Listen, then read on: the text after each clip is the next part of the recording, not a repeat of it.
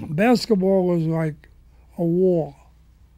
See, you develop the offense, how to score, how to drive, how to pick off, how to do all those offensive skills.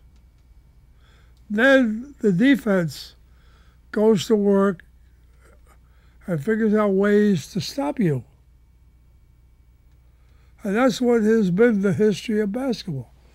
They come one day, they invent the pivot play. Then the one-handed shot. Then the dribble, where you switch hands and you can go both hands in the dribble. And little by little, then you get the ability to drive. Then you work on your shot, whether you should use the backboard, whether you should use straight in. See, and little by little, as years go on, you get better, and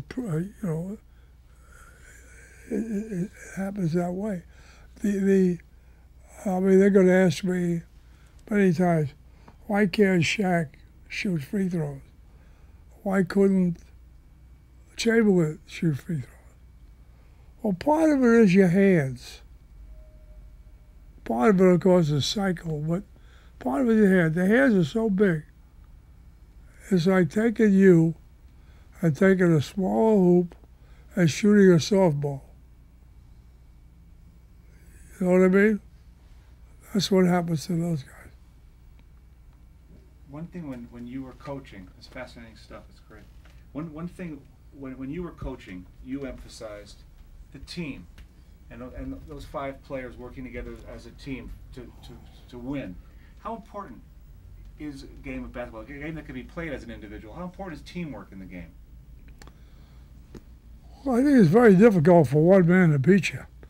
Chamberlain once popped off. He says, give me 5 guys named Joe, and I'll beat anybody around here. And they got him 5 guys on the playground and beat the hell out of him. It's not a one-man game. One man at times can influence the game.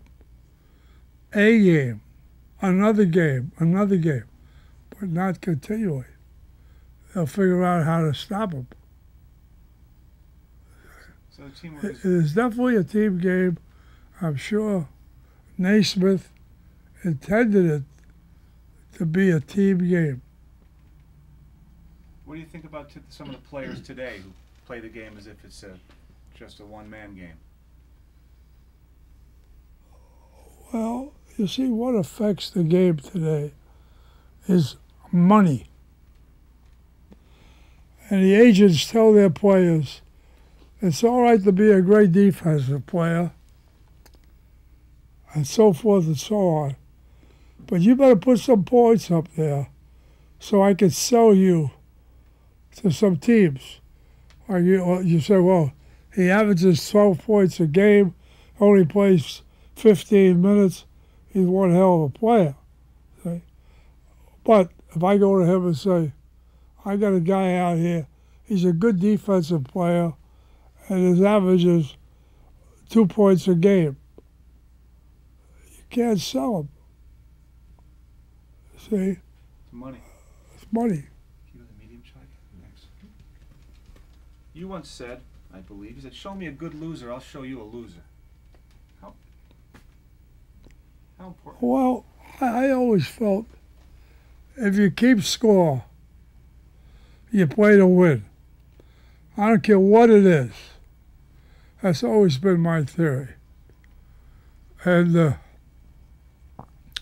I can't stand these guys that go into a game and can't wait to shake hands when the game is over.